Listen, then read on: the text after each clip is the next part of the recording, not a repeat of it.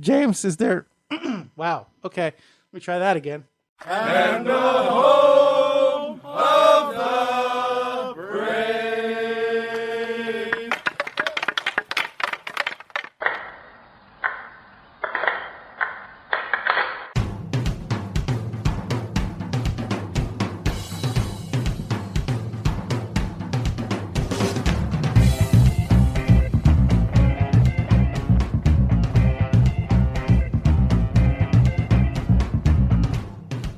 Game on!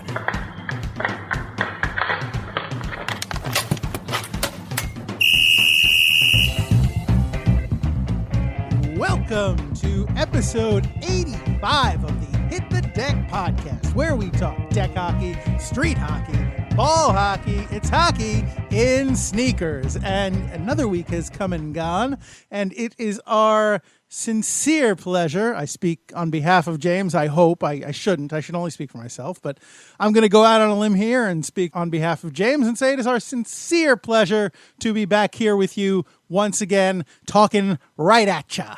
James, am I going too far? Should I have I overstepped my bounds? Absolutely not. I appreciate it, and thank you.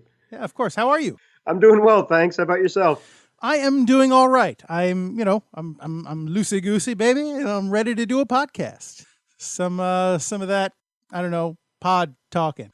Yeah, I got that pod talking. You know what I mean? That pod talking. I don't know why do you tolerate this nonsense?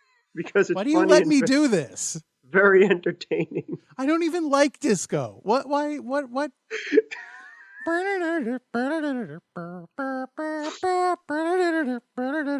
They're making another Mamma Mia movie. I don't know if you saw that. What? A sequel. They're making a sequel to Mamma Mia. Good Lord, why? I just figured, ABBA was of that era, so Okay. it's topical. Saw a trailer for it before. What did we just go see? Wife, what did we just go see in the movies? She's ignoring me as she usually does. Okay. I'm going to have to think of this myself. We just went to see Star Wars. I think it was before Star Wars we saw the trailer. Okay. No, what? Oh, no, The Post. We did see Star Wars.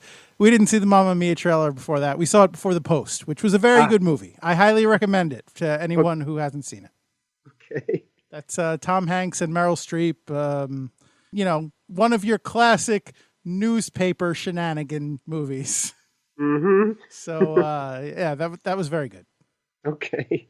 But I'm glad that you're all loosey-goosey because Wavy gravy, baby.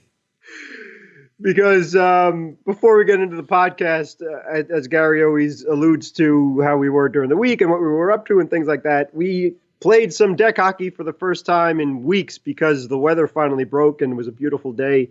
And we played from the morning through the afternoon. And yes, I tell you when I was not loosey-goosey, Monday. Yeah. Monday I was stiffy-whiffy. But you gutted it out because I want to get to something that we did Monday night, which was a blast as well. And okay. I want to thank you for that. All right. On the air officially. But the games that we played in the LIQ were very highly contested and tight. And a lot of guys showed up. It was great. Yeah. So a lot more guys showed up than said that they would, which was a nice surprise. And if you were paying attention to our Facebook page on Sunday, then you saw our featured Hit the Deck Games of the Week, which is a thing I just made up. But you saw our bonus coverage of the LIQ games, our first two games that we played this past weekend. You had a front row on the glass seat for those games.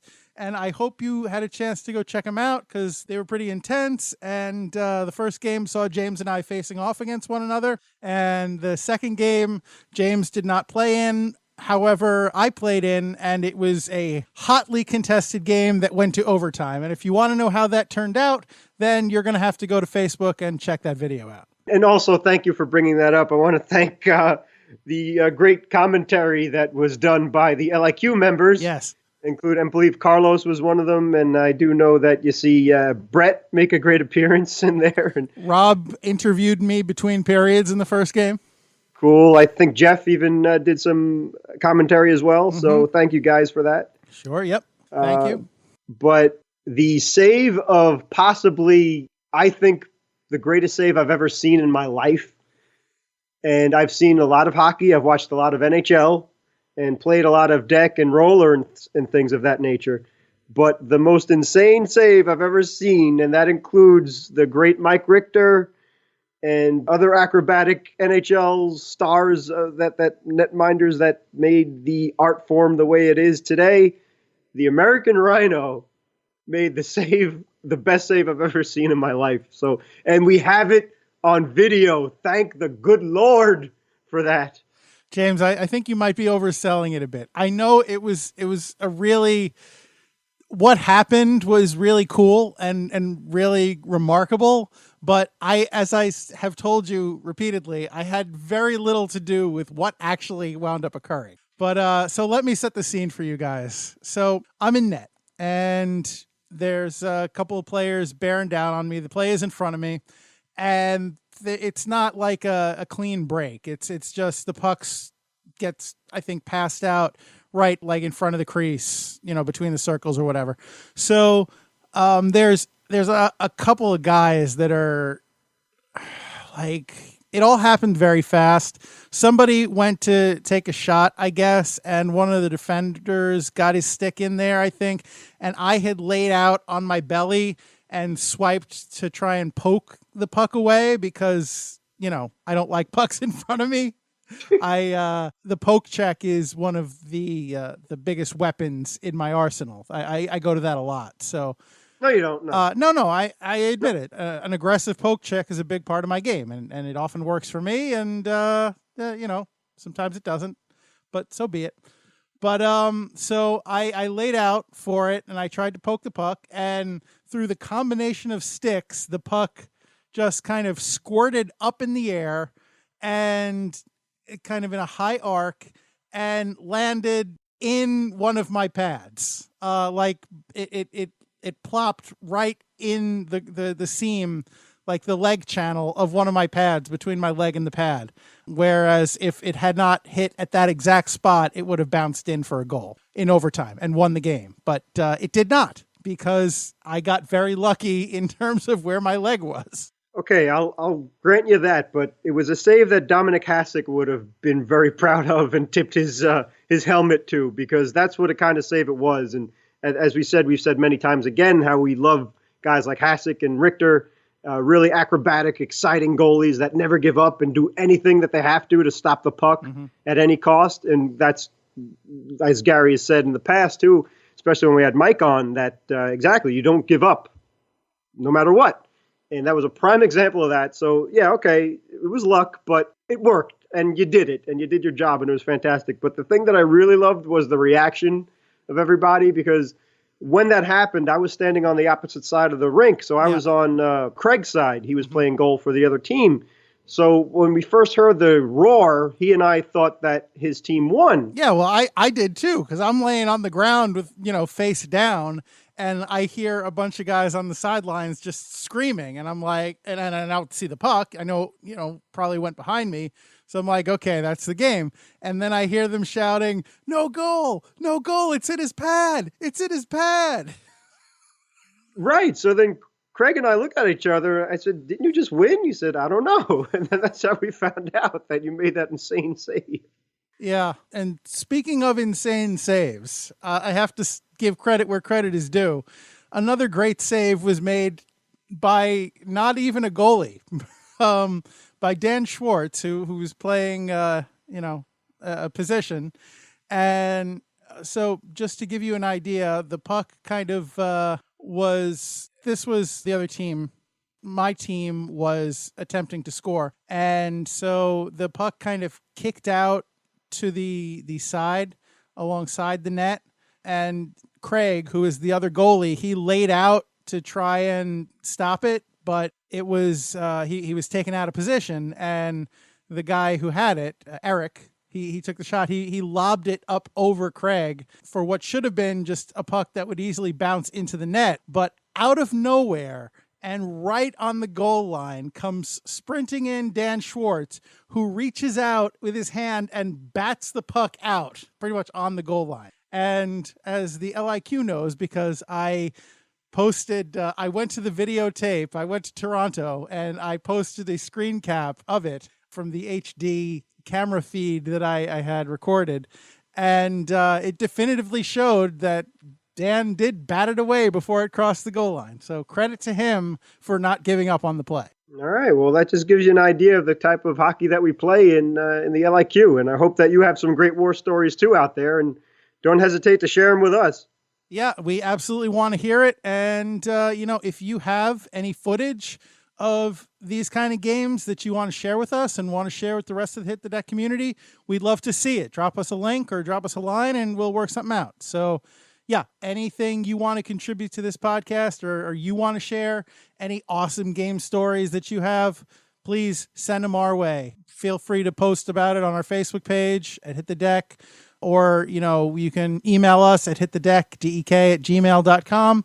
And, we're going to be more than happy to pass it on because we love hockey. We especially love deck hockey. And this is the kind of stuff that really gets our juices flowing, as you can tell from listening to the podcast just now. Right. And I'm going to go a little bit off the rails here before we get back on track for the deck hockey talk. I'm going off the rails on a crazy train.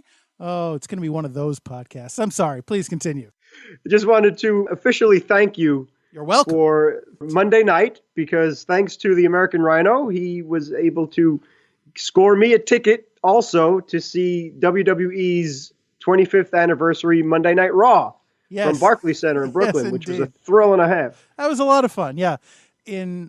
Which was also the precursor to this Sunday's Royal Rumble, which is their annual pay-per-view event in January. And if you listen to the podcast last January, then you might recall that our tribute to the Royal Rumble was the champion checkdown. And so if you want to relive that, or if you missed it the first time around, please go back to last January 2017, and check out that episode because we had a lot of fun with that. Definitely one of my all-time favorite segments of this podcast, and it really delivered. You'll love it if you missed it before. But yeah, that was amazing to see. It was great. A lot of people around us too kept saying, "Oh, it's like a pay-per-view. It was such a huge event." Yeah. And it really was. So they delivered well, and it was great to see The Undertaker again, which is the main reason why Gary got the tickets. And even though he was in the Manhattan Center, which was amazing how they had both events, or at least the event from two different venues. Mm-hmm. And I think they did a pretty good job in keeping it, at least for us in the Barclays Center. I guess people in the Manhattan Center may have a different opinion, but they got to see The Undertaker live in person, and DX and stuff like that. So that was pretty cool. I got to see Stone Cold Steve Austin stun Vince McMahon, which is a first for me. So that was nice. Yeah, and that never gets old either. So that was fun to see in person. And I also got to enjoy a bit of humor when James commented to me that he thought it would be funny if Vince McMahon was announcing our podcast. Right. And I opined it might sound a little something like this. It's hockey in sneakers. Which, by the way, if you have missed it, James, I texted you, and it's been in the news, but in case you've missed it, the big news, Vince McMahon is planning on bringing back the XFL. The XFL. In 2020. So, here's to the $100 million he's about to burn. So, good luck to you, sir. Yeah, that's great. Something to look forward to, I suppose. I admit, though, I do have a New York, New Jersey Hitman jersey, and I do have an XFL football. Nice. Yeah, so I hope 2.0 is a little bit more successful than the original. And I'm sure once the XFL gets rolling, he'll get into the XLB and the XBA, and then of course the don't please don't the XHL. Oh no. And please, then of course that will lead to our spin-off podcast, Hit the X. It's hockey without dignity. I was looking forward. I like it. Yeah, I can't wait. But in the meantime, we've gone, 15 minutes, and we haven't even introduced ourselves. I think that might be a new record, James. I believe you're right. What a class act we are. Okay. So, well, we in that case, it is more than past time to jump into our far belated starting lineup. So, in goal, as ever, I am number 35, your American Rhino, Gary McComiskey. And of course,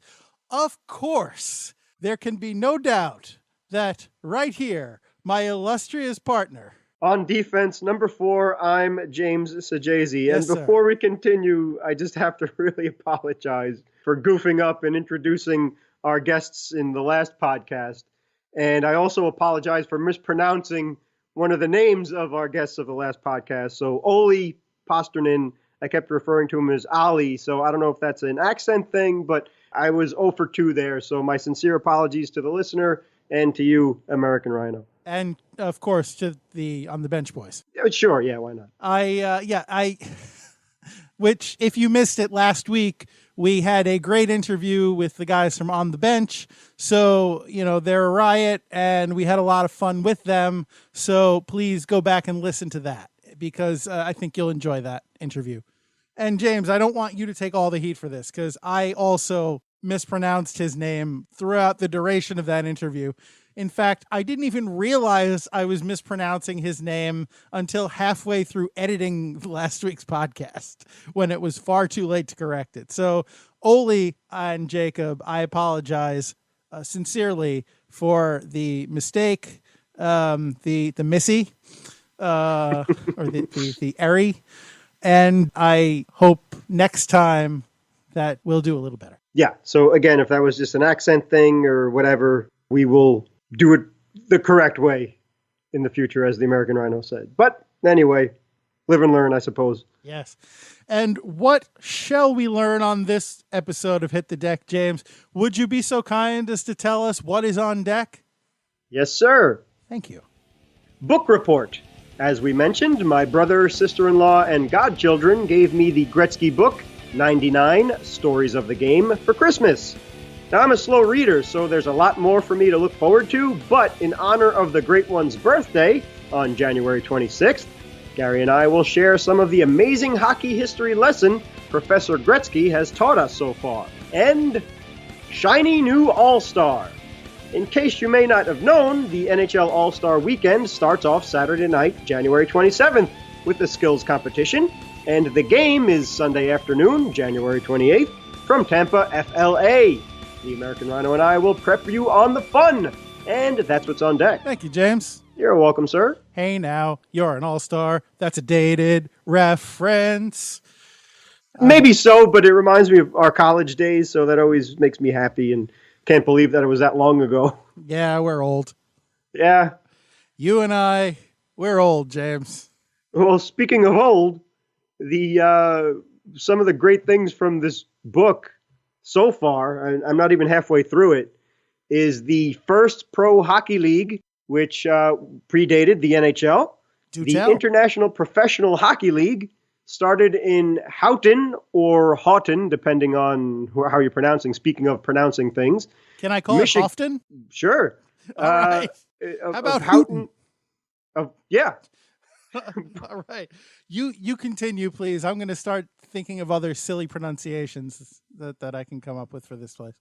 Okay, well, I looked it up, and I've heard either Houghton or Houghton. So anyway, it's Hogtown. There you go. Houghton, Michigan. So it was in America, but it was started by a Canadian dentist, of all people, Jack Gibson, in 1904. Well, that just makes good sense. He's trying to drum up business. Apparently so. So that was the precursor to the NHL. That was the IPHL. The International Professional Hockey League. Very nice. Yeah, so that was something interesting that I learned from the Gretzky book. Another thing is reading about the extremely important people that made the NHL and have been immortalized in so many ways. You may know these names, such as Lord Stanley, Conn Smythe, and forgive me if I'm going to mess this up, but I think it's Georges Vezina, the amazing goalie that the Vezina Trophy is named after. Yeah, it sounds right.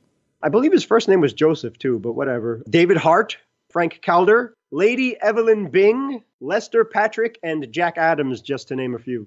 Nice. Yeah, it's, pardon my ignorance, but it's just funny it blows my mind to see these names and read about the actual histories of these real human beings interacting and either owners or fans or players or whatever the case is. But it's just amazing to see how legendary they are and why these great honors of having these amazing trophies named after them.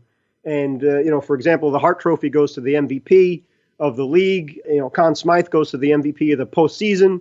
Of course, everybody knows the Stanley Cup. Calder Trophy, the Lady Byng, and the Patrick and Adams divisions and stuff. Vezina, yeah. Yeah, Vezina, of course. Sure. It's amazing. Yeah, no, it is. Absolutely. As fans, I think we just accept these names as the names of awards and the erstwhile divisions in hockey. And it's just kind of like, okay, I guess they were named after somebody, but, everything that's a name is named after somebody. So, whatever. But to actually, read about what these guys did and what they really contributed and understand why these things were named after them is very interesting. Yeah, and that's one of the things I love about the NHL. And, Gary and I always say what huge baseball fans we are, and we've grown up with it. But I love history and leagues and whatever, anybody that embraces history to let you know where it started and how it became and not take things for granted. I love that. And the NHL has done and continues to do such a fantastic job of that. Obviously, just celebrating the 100th anniversary and all that stuff, where it was a bit more in the fore. But exactly, these names will live on forever. So speaking of incredible names, he was considered the first NHL star, Mr. Howie Morenz. And he played center mostly for the Canadiens, where he won the Cup 3 times. He briefly played with the Blackhawks and Rangers as well. And his career was pretty brief, just from 1923 to 1937. And he led the Canadiens in goals and points from 1926 through 1932. That's consecutively. At the time of his death, and he was very young when he passed away, and we'll get to that in a minute, he set an NHL record for most career points with 472.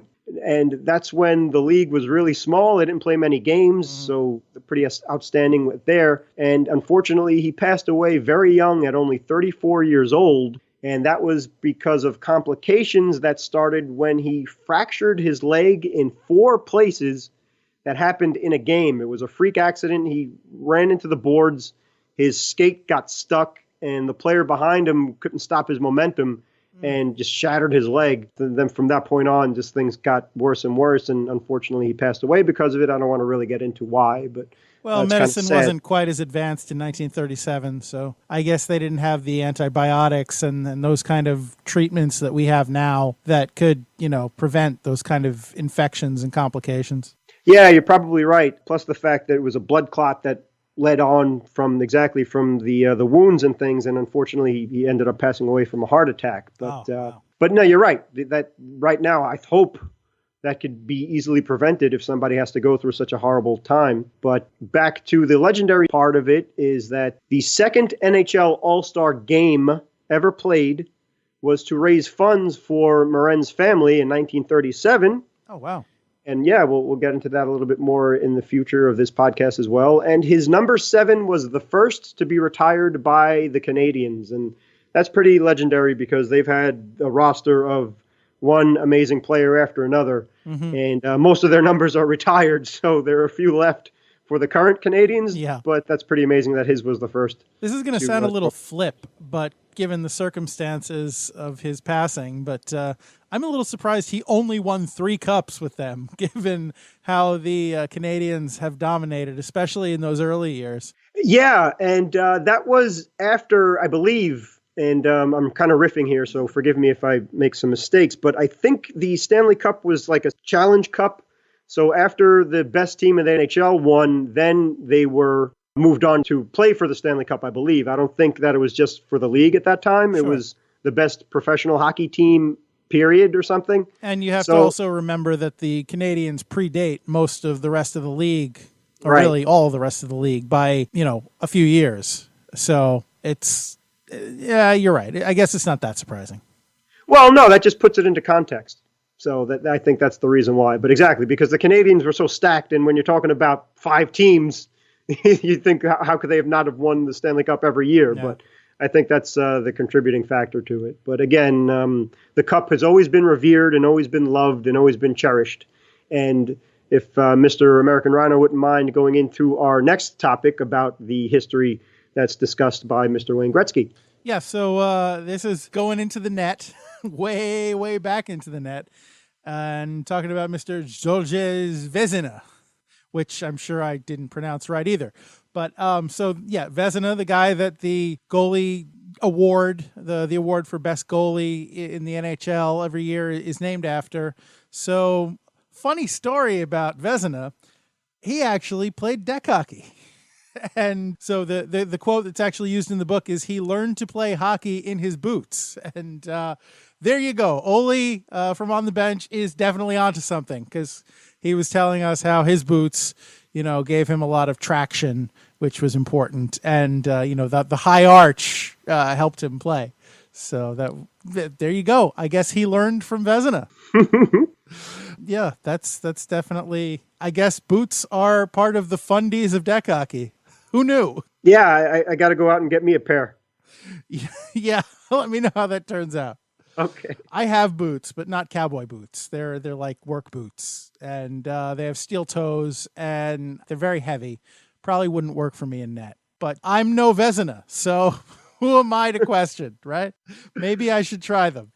Maybe. Anyway, sounds good as defense. Yeah, so Vezina won the Cup twice, and I guess that's another surprise. Somebody is well regarded as a goalie as Vezina only won the Cup twice. But again, you can't sometimes look at Henrik Lundqvist, who has won the Cup 0 times, which we've talked about on the podcast before. Sometimes being a quality goaltender is not enough to carry you to glory. But anyway, so he actually named his second son Marcel Stanley, because the kid was born the night the Canadiens won their first Cup. And I'm, of course, talking about Vezina here and not Henrik Lundqvist. So, yes, his Vezina's eldest son was the first baby to have his picture taken cradled in the cup. So, I hope they boiled that thing. And remember, back when he won the Cup, it really was just like a cup. It wasn't the majestic giant trophy we have now. I'm putting my hands vertically wide apart, like you can see what I'm doing. I'm describing the height, the immense height of the Stanley Cup as a trophy. I'm still doing it. I don't know why, but yes. So it was just like a small bowl back then, but still. It doesn't, you don't get the most coveted trophy in all of sports just by kicking around a bowl. I think the fact that it has grown in stature and majesty over the years has only added to its appeal. But I digress. So yeah, Vezina played from 1910 to 1925. And in those 15 years, he never missed a start.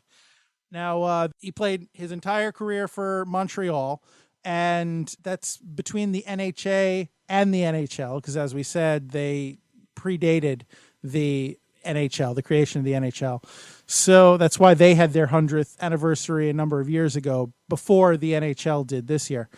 And so he allowed the fewest goals in 7 seasons, recorded the first ever shutout in the NHL, and the first goalie assist. So the first goalie point in the NHL went to Vezina. Unfortunately, Vezina also passed away too young, this time from tuberculosis, which, that's one of those diseases that you think is like an old-timey disease, and you don't even really hear about it anymore. But back then, it was a really big deal. And I have to be honest, that's not something that I think of, not that I'm that well-versed in historical diseases, but when I think of tuberculosis, I think of that's something that kids got. I didn't think of that as something that adults died from, which, obviously it happened, and that's unfortunate, but here we are. I guess that's just my ignorance there. No, not at all. It's true. The reason being was at the time, the city of Montreal, for some reason, there was a lot of health issues. and people lived on top of one another, and it was real easy to pass disease to one another. And exactly like you said before, that they didn't have the wonderful health care that they have now, and this great country has as well, and the technology to save these people and beat these diseases. So it's just scary when you really look at it. I know 100 years sounds like a long time sometimes, and sometimes it doesn't. And I think this is an example of, it's like a totally different world we're talking about. Yeah, and so just to kind of give you the idea of how far back the kind of, not stereotype, because that makes it sound negative, but the archetype, let's say the archetype of the prototypical hockey gamer, just to give you an idea of how far back that idea goes. Vezina, one night, dying of tuberculosis, he played a full period, I guess 20 minutes, with a 102 fever and coughing up blood for the duration. And even afterwards, he kept his gear on, hoping he'd feel better and could get back into the game. But yeah, I mean, that's a gamer right there. I would probably be laying on the ground and struggling to remember my own name if I was in that shape. So good on you there, Georgie. Hey there, Georgie V. I'm not gonna promise I'm done, because I think we all know better, but I'm going to try to stop.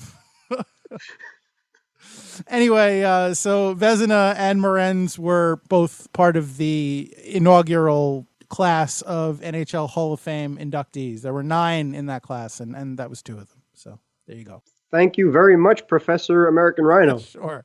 Excellent stuff.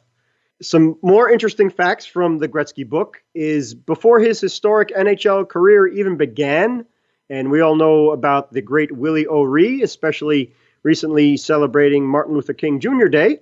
He was the first black player to play in the NHL. But even before he made it that far, he was blinded in his right eye by a puck. And so forget about overcoming everything because of the nonsense of color of your skin. But the man couldn't see out of one of his eyes, and he still made it to the NHL and had a great career. I mean, talk about talent and sheer determination. God bless you, Mr. Willie O'Ree. He's still alive and well, and he's a hero on many, many levels. Yeah, they just had him out to celebrate the anniversary. So, what team was that? Boston had him out to celebrate. So, good on you. Good on you, Willie, and good on you, Beantown. Absolutely. But astounding. I never knew that he was blind in one eye. Yeah, I mean, again, talk about being a gamer. Jeez, yeah. That's a hockey player. Amen to that, brother. Ooh, James, I have another goalie story if you'll let me. Absolutely. Okay. All right. So this isn't so much a bio as it is just a story. And this is from my book, which is 100 Things Ranger Fans Should Know and Do Before They Die, which is by Adam Rader with Russ Cohen. So yeah, this is a crazy story. So I want to take you back. Let's go back all the way back in our hockey time machine.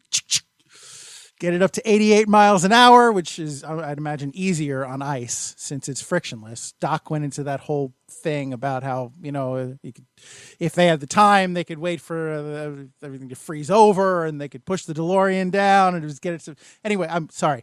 I'm going way off on a tangent. Anyway, let me take you all the way back to the year 1928. It is the second year of the existence of the New York Rangers. They are in the Stanley Cup Finals against Montreal, not the Canadiens, the Habs. No. The Montreal Maroons is the team that they were playing. And so it is game 2. The Rangers are down a game. And it is the second period, midway through the second period. And their goalie takes a puck to the face and is bleeding profusely. And, similar to what I was kind of joking about before, doesn't know where he is, and so his teammates have to pull him off the ice. Now it is common practice for NHLs to carry a backup goalie that can jump right in the game if something happens to the starter. Back then, however, that was not the case. In fact, the practice back then was that the home team would have often have a couple of goalies from their minor league franchise just sit in the stands in case something happened. However, on this night, there were no backups to be had. In fact, there were a couple of goalies from other teams that were watching in the stands, but Montreal, being the great sportsmen that they were, refused to let the Rangers use them because apparently there was a little bit of payola involved, and the ownership of Montreal had promised each player a $3,000 bonus if they won the cup. So they're like, you know what? No, we're not, in fact, going to help you out in any way, shape, or form, and you're going to have to get yourself out of this. What a maroon.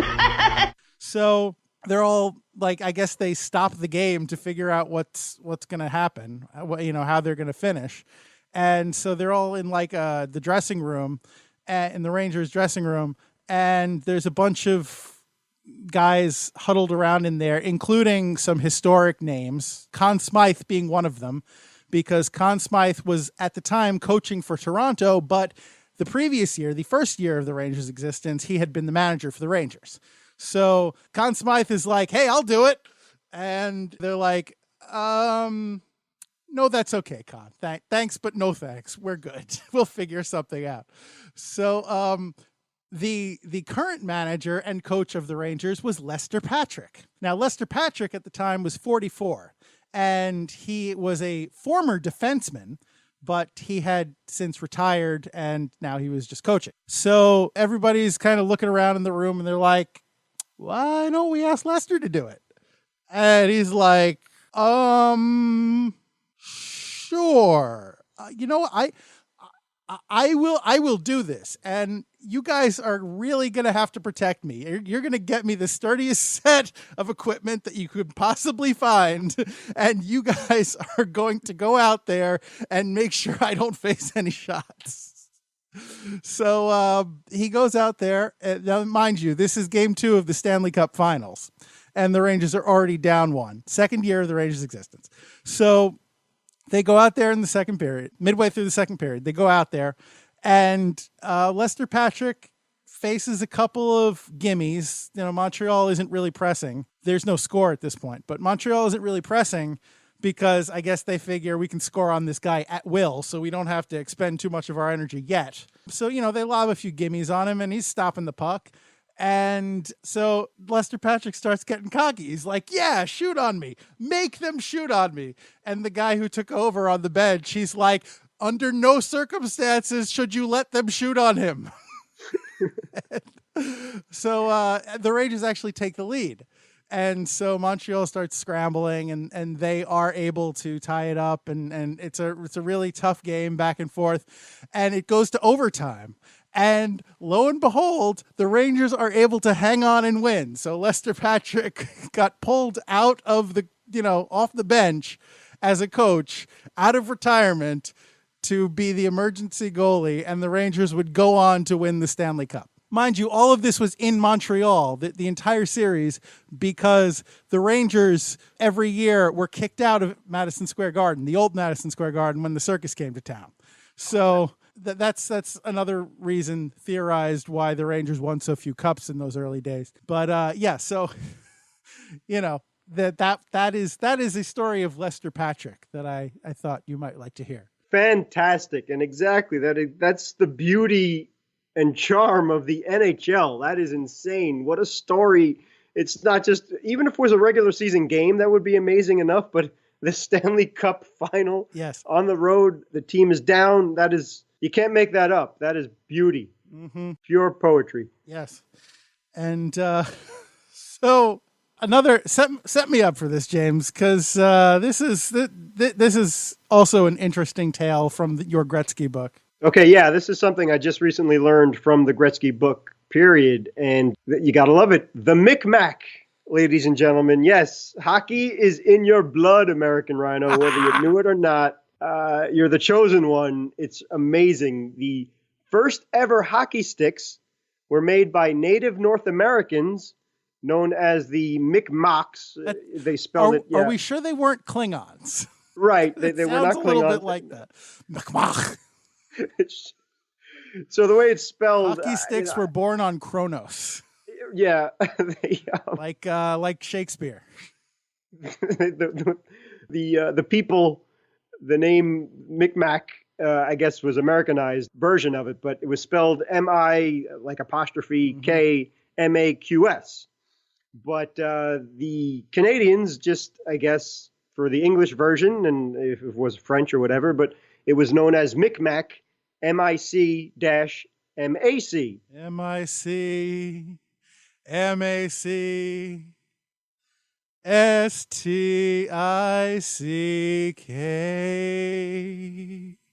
All right.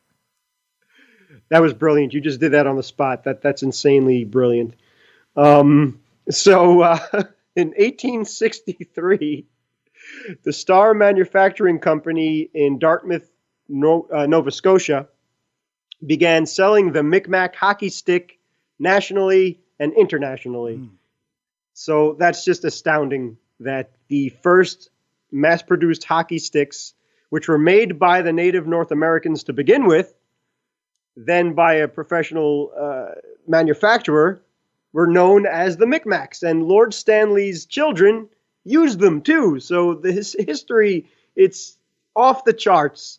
And fast forward to now, the American Rhino, Mr. Gary Mack. Micmac, paddywhack, throw a guy a bone. Now, very nice. That's thank you, James. That's a great story. My pleasure. It was something that when I read it, I just, my eyes bulged out, and I put the book down and I couldn't believe it. It was just too cool to be true. So that's awesome, man. So what stood out, what jumped out to me about this when you first sent me this kind of rundown, and specifically about this story about the Micmacs, is that I realized that's how it's spelled, or that's how it sounds or pronounced, Micmacs, but it's spelled M-I-C. Mick is M-I-C, like Tic Tacs with M's, Micmacs. But the traditional spelling, or at least the contemporary pronunciation of the spelling M-I-C, is Mike. So which is the abbreviation for microphone. So when I see M-I-C, M-A-C, I think it says Mike Mac, which is pretty much what I am every week on this podcast. So when you talk about it going full circle, that's me. I am Mike Mac. So, hey, that's pretty cool. And I thank you for sharing that with me and with our listeners, James. Oh, please give yourself a round of applause, because that's just fantastic. All right. Yes. Hooray. Hem, hem. Dilly, dilly. Huzzah. Okay. And to sum up the book report, or at least there we go. All right.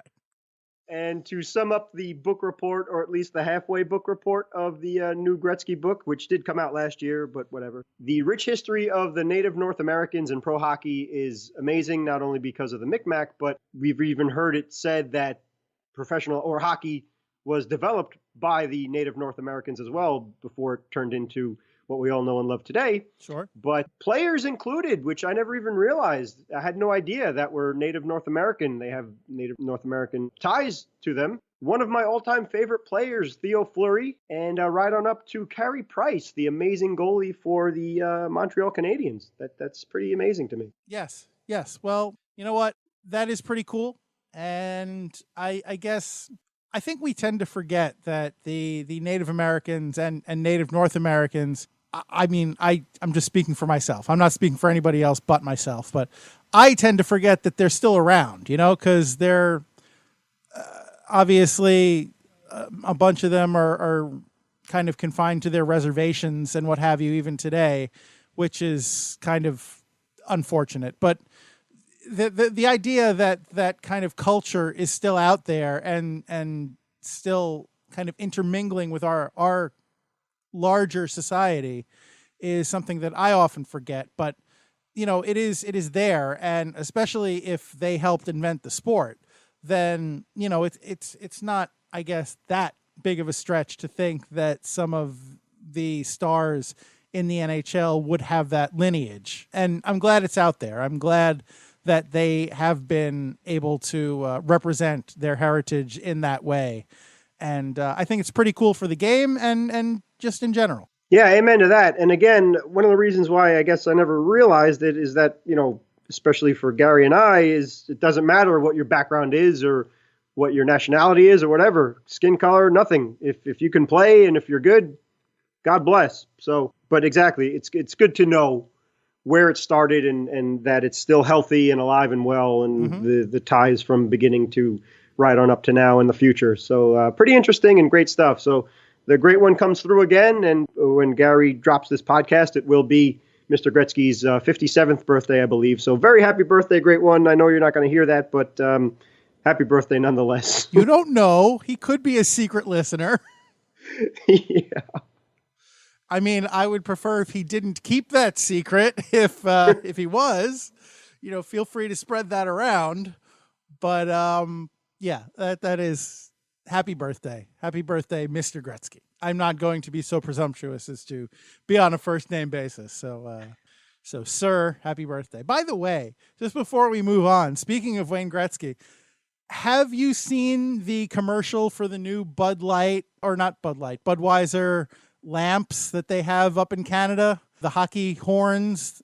So if you're not aware, listener, basically in Canada, these are only, as far as I know, only available in Canada, but Budweiser has a promotion where they sell these they look like hockey lamps, like your classic hockey goal lamp. It's a red light. I think that's what they're called, Budweiser red lights.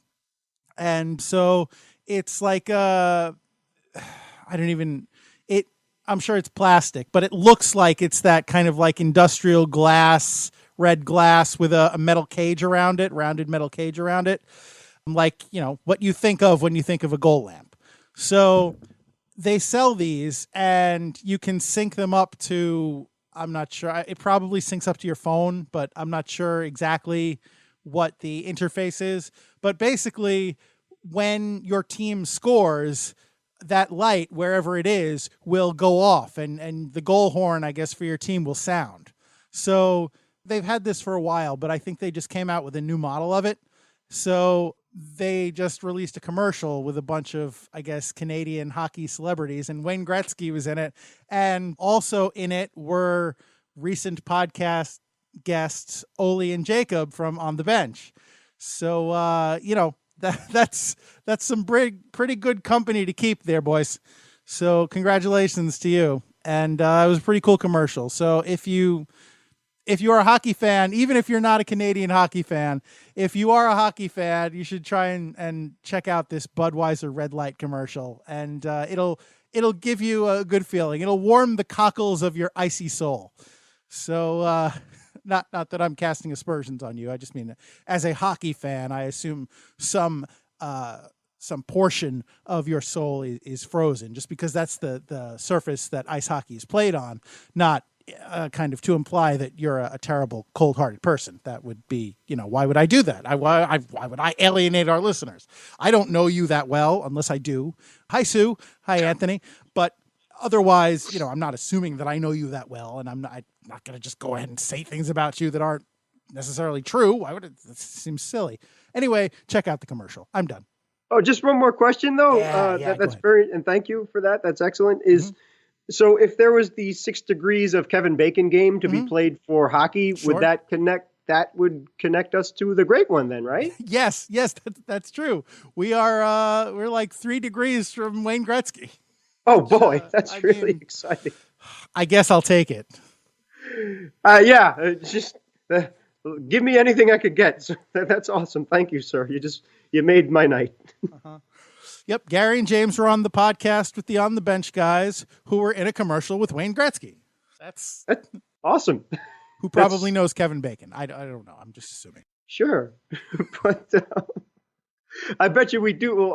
We'll save that for another time. But I'm sure there is a connection because Kiefer Sutherland is such a huge Gretzky fan and stuff like that. So sure, don't there's a make connection. me look this up. You know how I hate to actually put work into this podcast. No, we'll say. Well, we're kind of crunched for time, All so right. we'll save that for another. But okay. Oh yeah, wow, we've been talking for a while. Yeah, so we'll kind of go through this pretty quickly, but we'll get to the points for the NHL All-Star Game. In case you didn't hear about it, the hockey fan, it's this weekend at the recording of this podcast, and the rosters are pretty tight and well done. Hopefully, your favorite player or players made it. for the local guys here in the tri-state area of New York, Jersey, and Connecticut. Josh Bailey of the Islanders, John Tavares of the Islanders as well, very deservedly so, and Mr. Henrik Lundqvist of the Rangers, and Taylor Hall of the New Jersey Devils all made the Metropolitan Division team.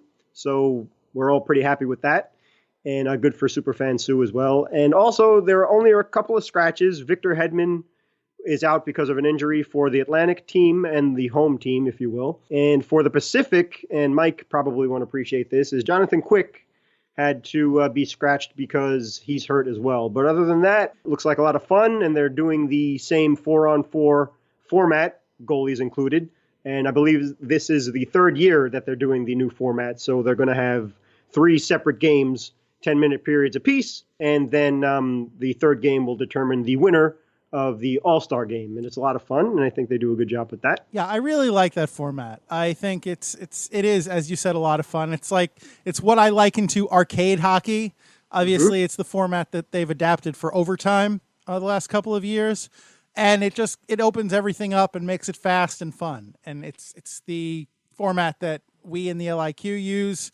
And it's just, it makes for a good time. You don't have to, especially considering this is an exhibition, you don't have to worry too much about, who's playing defense and who's playing offense. You just kind of play, and you're able to have fun, and you just go out there, and it's sometimes a little tough on the goalies, but they're the best of the best. That's how they made it there.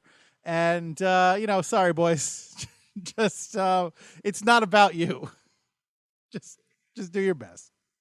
Yeah, well, it's funny you should say that, because I think, as you were mentioning, the 3-on-3, 4-on-4, including the goalies, makes it a lot more competitive than it has been in the past. I think that's one of the reasons why the NHL changed it to this format. Mm-hmm. And yeah, there are a lot of low-scoring periods now, or games, if whatever you want to look at it as, because the goalies really are in there, and exactly, there's only 3 guys to worry about as opposed to 5, and obviously in All-Star games past, there weren't much defense either, because it was all to put on a big show and things like that. So yeah, I think that they've done a good job to incorporate the goalies and make them as important as they should be, and I think it's paid off in that aspect.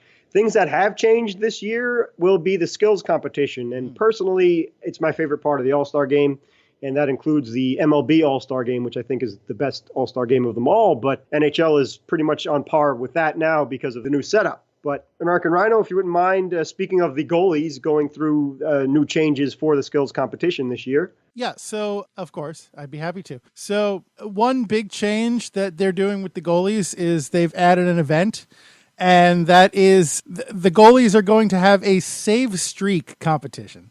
And that includes so basically it's a series of shootouts, and the goalie that has the longest consecutive save streak, I guess the goalie that faces the most number of shots without giving up a goal is what that would be, is the one that's going to win. And if there is a tie amongst the netminders, the guy that has the most saves made during the entire round is the one that wins.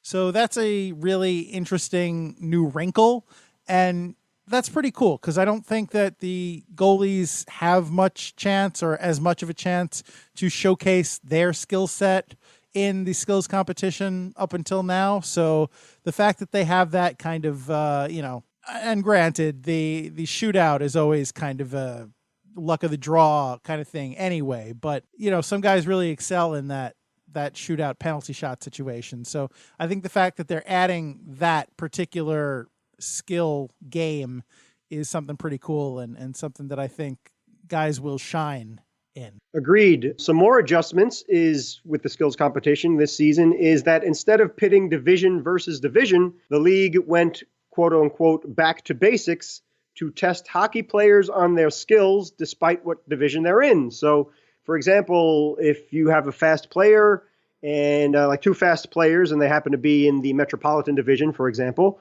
they'll face off against each other and do the race that way, as opposed to having someone from the East play someone from the West and then whoever wins, blah, blah, blah. So I think that's going to be cool, and the competition is going to be stiffer because of that. Too fast, too rivalous. That's right. That's not even remotely a word. Neither of those movies considered movies in my book, and I love muscle cars. But anyway, Shooting accuracy. The American Rhino, if you wouldn't mind kind of walking us through this too, because you are the bastion of technology. Yeah, I think this change is really cool, and I'm surprised it took them this long to make it, frankly, because given the evolving nature of technology and how simple this change seems to be. So essentially, they've replaced the accuracy competition, whereas before it was just there were targets in each corner, that styrofoam targets that the players had to shoot out, and they had a limited number of time in which to do it, and I guess the fastest time won. Now they've changed it so the targets are no longer styrofoam. They are targets with LEDs built into them, and so the LEDs will light up on each target kind of randomly. So whereas before the player could shoot at whatever target he wanted in whatever order he wanted, now the target that lights up will be the target that the player has to shoot at, and he'll have 3 seconds to hit it before the next target lights up. So it'll randomly light up one at a time, and the player's turn is over when he winds up hitting all the targets, and the fastest time still wins. And now there are 5 targets. So that's pretty cool. I am also looking forward to that. Absolutely. And then they've also made some adjustments to the passing and puck control relay, as they are getting some technical upgrades as well. So I'm looking forward to it. I always love the skills competition. And this just, again, tap of the stick to the NHL for doing a great job in the evolution of the sport and the fun, and it should be great. Yeah, we've talked a lot on the podcast in previous episodes about how the NHL tries to be on the cutting edge of technology. And I think this is a great way to just kind of incorporate that into something fun. So, cheers. Here's to you, NHL, for a job well done. Last minute remaining in the podcast. Thank you, Pops. All right. Another Hit the Deck has come and gone, and boy, did that hour go fast. We, if nothing else, it proves that James and I can ramble with the best of them. So thank you, of course, for hanging with us for another episode of Hit the Deck. We appreciate your listenership. If it was not for you, there would be no Hit the Deck. So we, of course, want to thank you for tuning in. And if you like the podcast, tell your friends. Tell your friends about Hit the Deck. We want to grow our community, and we want to share the love, or share the fun, or share the nonsense, or share the whatever this is. So thank you for that. Thank you, Pops, for being the voice of the podcast. Thank you to Anthony Sajazi for your music provided to the podcast. Thank you to the LIQ for sound effects. And I will thank you as ever to subscribe to this podcast if you have not done so already. We can be subscribed to on Apple Podcasts or Stitcher or the Podbean app or any number of other podcast applications. And if we are not on your chosen podcast feed, let us know, and we will try our very level best to get there. We would also encourage you, please, please, please, now more than ever, with the changes that have recently been implemented by YouTube, it is imperative that if you like Hit the Deck, please consider subscribing to us on YouTube. And the more subscribers we have, the more we can grow our YouTube channel, and the more great content, video content, we can deliver to you and share the Hit the Deck fun there, and again, grow our community. I have not mentioned this in a while, but I would encourage you, please, nay, I will request, I will get down on my knees, figuratively, because if I do that now, I will be away from the microphone and you won't be able to hear me. And that would make for bad radio. So I will figuratively entreat you on bended knee to please consider leaving us a review in iTunes. It doesn't have to be a 5-star review. If you think we have earned a 5-star review, I would love, and I'm sure James would love that 5-star review, but we are honest purveyors of podcast, and we just want you to be honest as well and give people an accurate reflection of what they can expect from Hit the Deck. But the really, really important thing to us, it would help us immeasurably if you would consider reviewing and rating us on iTunes. So please, please, please go in there and do that for us. Do us a solid. We would really genuinely appreciate it. So all that being said, James, is there anything that I have neglected to mention or that you would care to add? No, that would be great. And our goal is to earn that 5-star review. And again, if you want to reach out to us, we're on Twitter, Facebook, and Instagram at Hit the Deck on Facebook and Instagram, and Twitter at Hit the Deck Pod. And of course, that's DEK. And if you want to email us, hitthedeck@gmail.com. And thank you so much, American Rhino, for all you've done. And thank you for listening, everybody out there. And happy birthday, Wayne Gretzky. That's my great defenseman right there, picking me up, as you always do. I appreciate that. Thank you so much, James. I have to redeem myself from last edition, so thank you. And with that said, we will once again leave you with the same sage advice as ever. Whether you are emulating some old-timey hockey or doing your level best to show off your hockey skills, whether you're playing deck hockey in boots or whether you're just hanging out with your friends and having a great time, making some great memories. Whatever you're doing, we would urge you to remember it's deck hockey. Don't be that guy. Thanks, everybody. How dare you insult our podcast? How dare you insult the integrity of this podcast, sir? Have you no shame? Don't add your opinion. Well, it's our podcast, so we can say whatever we want about it. It's true. It's true.